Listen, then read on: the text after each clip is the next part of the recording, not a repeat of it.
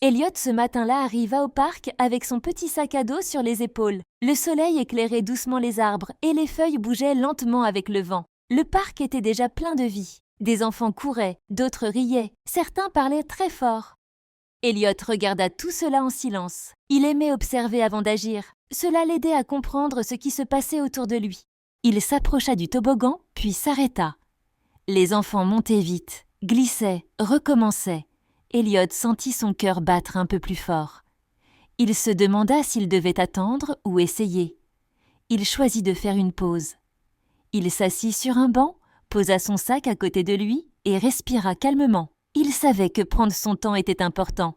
Un peu plus loin, il aperçut le bac à sable. L'endroit semblait plus calme. Elliot s'y rendit doucement. Il s'accroupit et traça des formes dans le sable avec un bâton. Un cercle, puis un autre, puis un chemin. En dessinant, Elliot se sentait bien. Ses pensées devenaient plus claires et son corps plus détendu. Une enfant s'arrêta près de lui. Elle regarda le dessin et sourit. Elle demanda gentiment ce qu'il faisait. Elliot leva les yeux et expliqua calmement son idée. L'enfant écouta jusqu'au bout.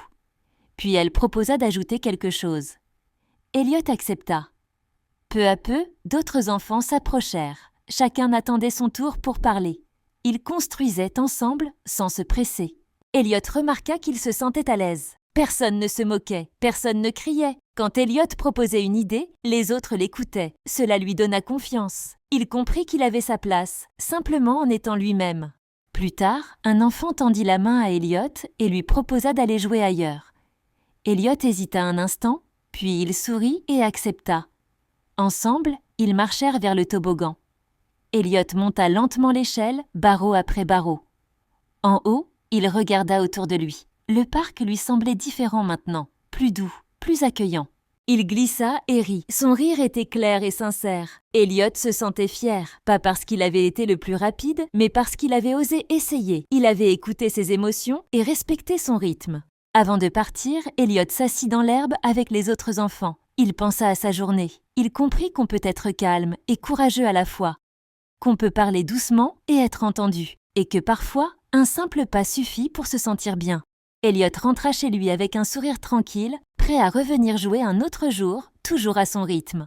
N'oubliez pas de vous abonner à la chaîne Câlin des Histoires pour partager encore de beaux moments ensemble.